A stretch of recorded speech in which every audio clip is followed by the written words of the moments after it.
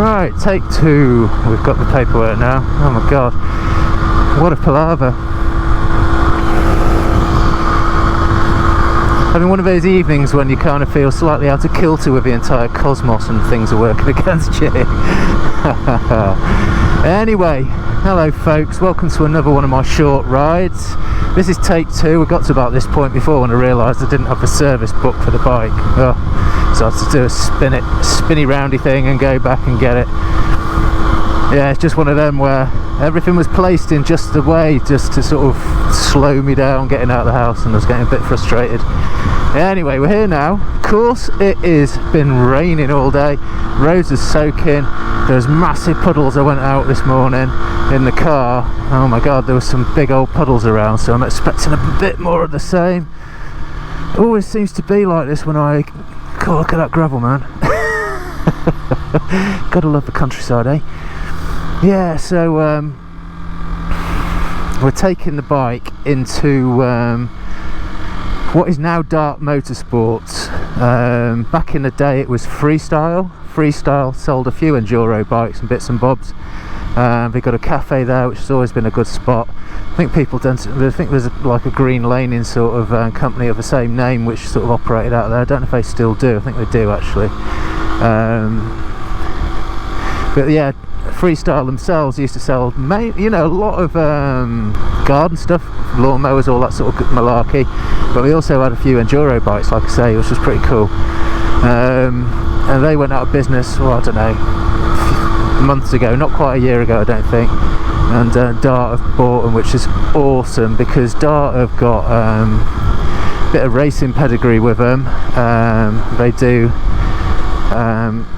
the spannering for one of the Super Stock guys in BSB. Not sure exactly what his name is off the top of my head. I'll put it on the screen if I can find it and remember. But as such, they do a lot of dyno work, which is awesome because it's only 5 miles from my house. We're not getting this dyno. This is learner legal. This is effectively this bike. It's bought really for my kids when they're 17. I get to play on it in the interim.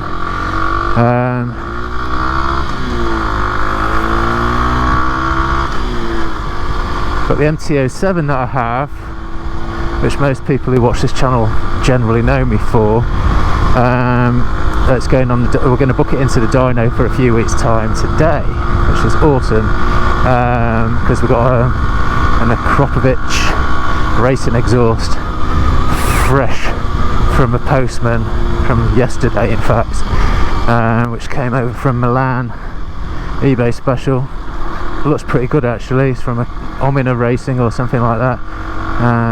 The only thing to watch there, and I kind of knew it had happened, is obviously you get hit with a big VAT bill off the courier, and that was in the region of about 170 quid. But I kind of knew that, and when you add the two together, it's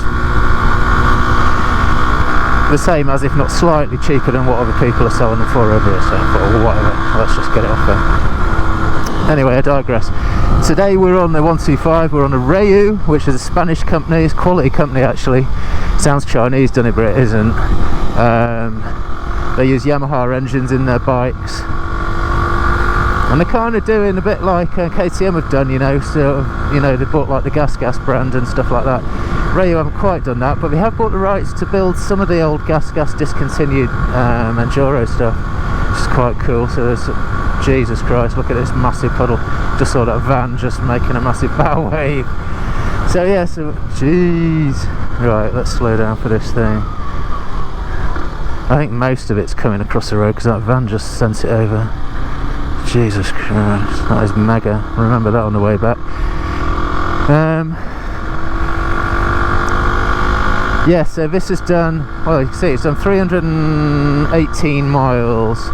So slightly different to the MT, which is you do the first service for running in at 600 miles, which is effectively, oh god, I told you it's going to be like this. I just don't want to spray myself and the bike really, because obviously it's going into be looked at, it's going to be dirty anyway, I suppose.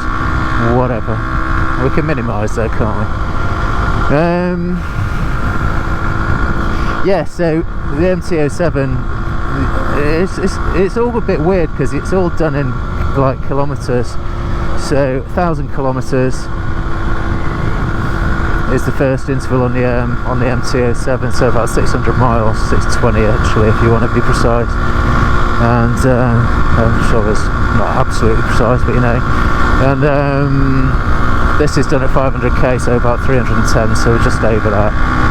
And so yeah, it's going in to get the oil drop, so I've built a change, bit of an inspection, and then we'll get it back with the book stamped and maintains the warranty, so that's quite nice. But like I say, whilst I'm there, it gives me opportunity to sort of go, hi, can we get the MT-07 booked in please? So yeah, it's cool. But it's totally different now, the old Dart Motorsport thing. It's like, I walked in, the first thing that struck me was the lack of lawnmowers. I've probably still got some floating around, but the cafe's still there. I think they've just rebranded it. It was a Freestyle Cafe, I'm not sure what it's called now, it's got something else. I've not been to it yet, it's supposed to be very good.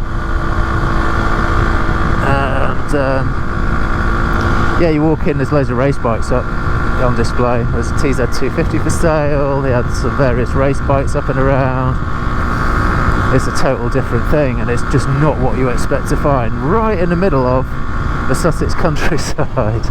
So it's quite a cool, like I say, we're just lucky that it's landed right on our doorstep.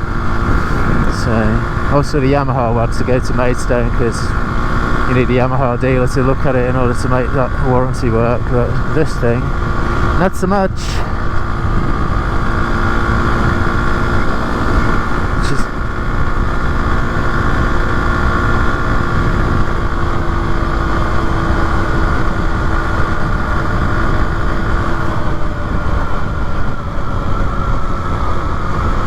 So yeah, just concentrating on these corners, because you never know what you're finding on the other side of it sometimes. So have a little look-see.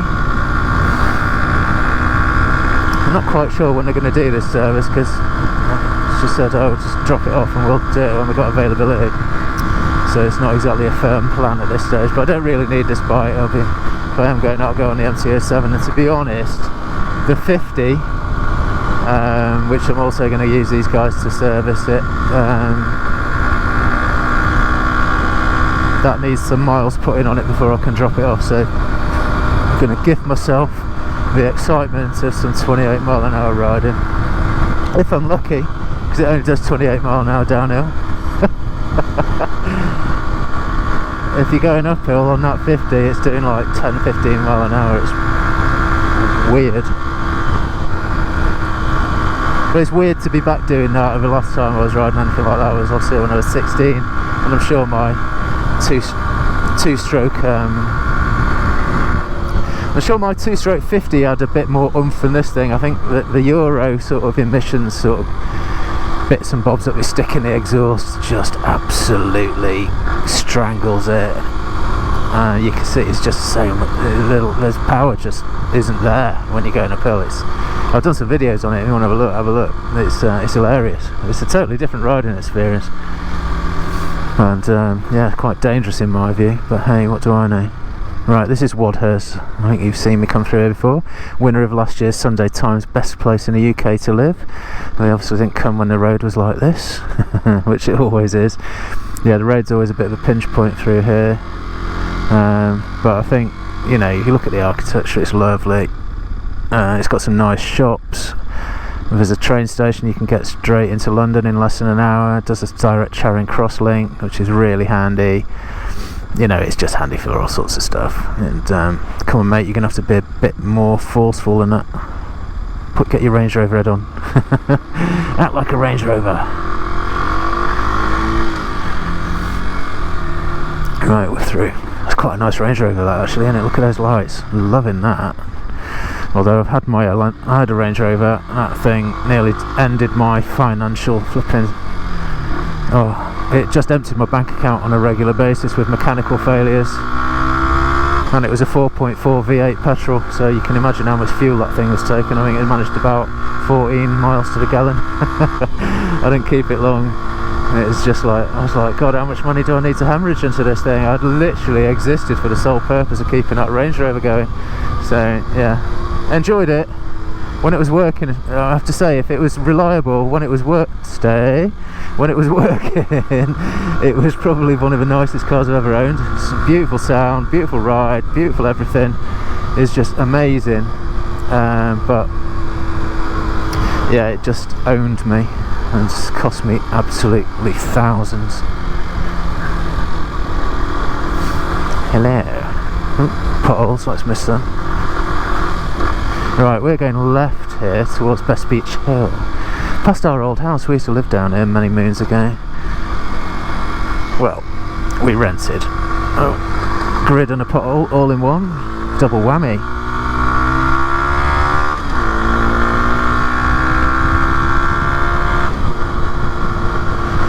So yeah, Best Beach Hill, lovely houses down here.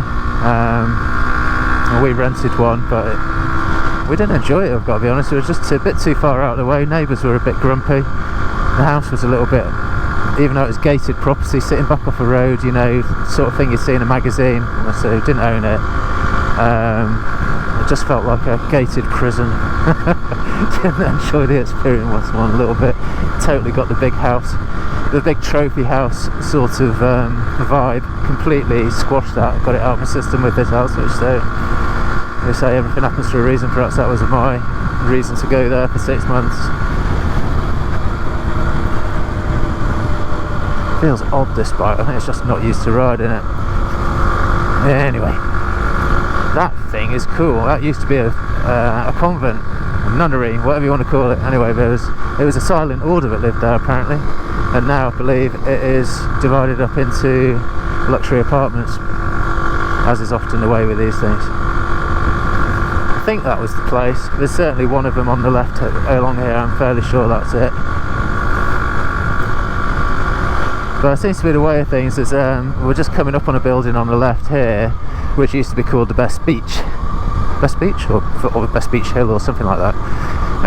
That thing there on the left, that used to be a pub. And in fact, I've been for a meal and a pint in there once, and that's now somebody's house. So yeah, but having said that, we've got more than our fair share of country pubs around these parts, so we don't do too bad. We really don't. Ugh.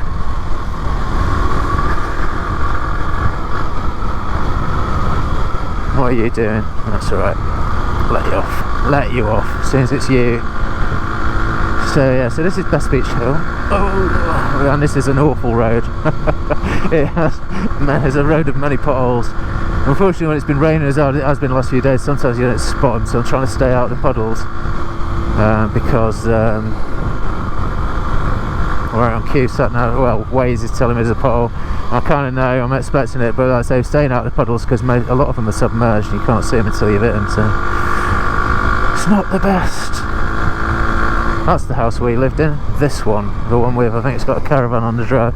It's been refurbed, and that's where we used to walk the dogs. And Dart is just down here on the right. There's a good chance I'll go. Oh no, you can see the big sign on the right hand side here.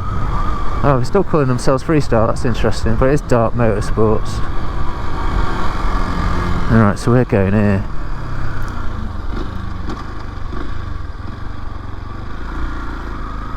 Alright, let's get my visor up and steaming up. Switch my indicator off so I don't look like a noob. So I'm going to come up here, I'll park up, you'll get to see outside of it, and then I'll take some photos inside and show you them. Nice, thanks for coming on a ride with me, guys. Always a pleasure to have you along. Look at that cool thing.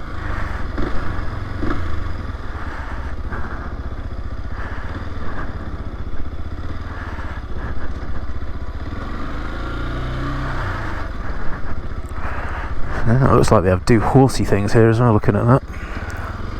Yeah, Dart Racing.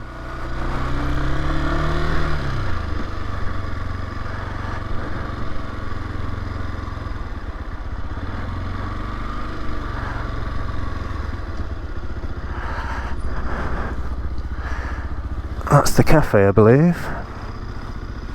Alright, let's go and see if we can find Kate. Cheers guys, catch you next time.